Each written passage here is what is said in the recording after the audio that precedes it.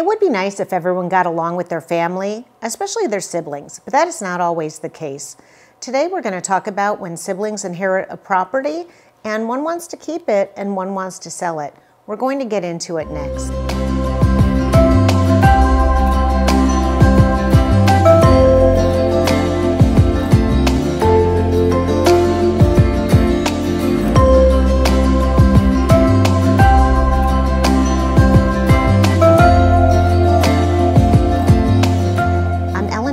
Your heels on the ground in the Miami, Fort Lauderdale area. And on this channel, we're going to talk about everything: probate, guardianship, senior relocation, and a lot more. Very often, the adult children of a family will inherit a property. Oftentimes, actually most of the time, the property is going to be sold. Most people want to sell it, take the money from it, and move on. But sometimes you'll have one person that wants to keep the property and another that wants to sell it. Typically, this should not be a problem, but how about the value of the property? The sibling that wants to buy it, for example, may feel that the property is worth $500,000. The sibling that wants to sell it may feel that the property is worth $600,000. So how do we meet that gap? How do we do that? One solution is to have either of the people have an appraisal done. Have the estate pay for an appraisal, and they could decide that they're going to sell it to one another for the appraisal price. I've seen that happen, and I've seen sometimes that one of the family members, one of the two, does not agree with the appraisal. And so then they'll have a second appraisal done. And perhaps the second appraisal is more favorable to the one that wants to buy. And then the other sibling is unhappy.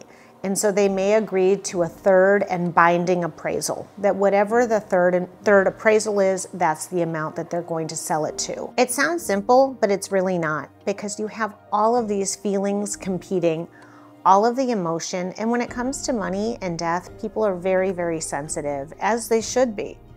So how do we deal with all of that? It's really important to just go step by step and try to take the emotion out of it, as difficult as that is. If you can bring in a professional appraiser, somebody that has no relationship to either family member and has no relationship to the property, that should help, because they're just a third party looking objectively at the property with no emotion involved in it. And then what if the person that wants to buy the property out doesn't have the cash to buy the property out? That's actually not as difficult as it could be. If the property is worth $500,000 and I'm buying my sister out, that means I would need to give my sister $250,000. If there's not that much money in the estate that I'm getting, then I would have the option of taking out a mortgage.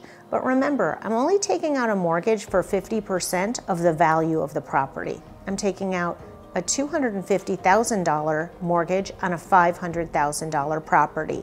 So 50% loan to value. It still does mean that I need to have good credit. It's important to get in touch with a very good mortgage broker. And so how do I even know a very good mortgage broker? A lot of times, if there's a realtor that you're working with, the realtor will be able to refer you to a good mortgage broker. You want to make sure that you have everything in order to be able to take a loan out on that property. So you're going to want to get with a mortgage broker and make sure that you have the ability to buy your sibling out. I've seen it where one sibling wants to buy the other sibling out. They go through all of this, they get the appraisal, they arrive at a number, and then it turns out that the sibling that wants to buy the other sibling out isn't even qualified to get a mortgage. So in addition to getting the appraisals done right away, you may want to have them actually get approved for a mortgage to make sure that that's really an option before spending all the money on 3 different appraisals. So you may want to get the mortgage approval done before you even get into the appraisal situation, because each appraisal is going to cost you money.